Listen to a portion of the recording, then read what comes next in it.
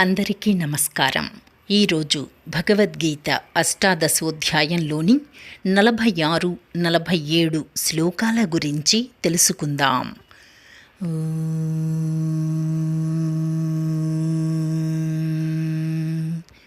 శ్రీకృష్ణ పరబ్రహ్మణే నమః. శ్రీమద్భగవద్గీత అథ అష్టాదశోధ్యాయః. మోక్షసంన్యాసయోగః. శ్రీభగవానువాచ.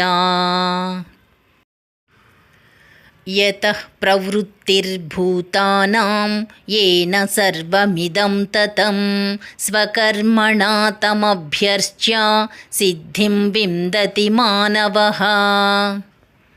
సమస్త ప్రాణుల ప్రాదుర్భావము పరమేశ్వరుని నుండియే జరిగినది. సమస్త జగత్తునందును అతడు వ్యాపించియున్నాడు. అట్టి పరమేశ్వరుని తన స్వాభావిక కర్మల ద్వారా పూజించి మానవుడు పరమసిద్ధిని పొందును.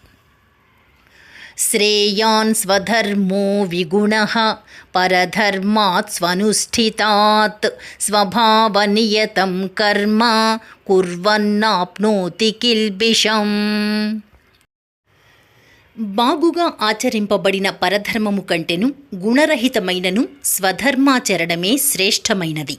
స్వభావమును అనుసరించి కర్మలను ఆచరించు మనుష్యునకు ఎట్టి పాపములను ఏమాత్రము అంటనే అంటవు. రేపు 48, 49 శ్లోకాల గురించి తెలుసుకుందాం.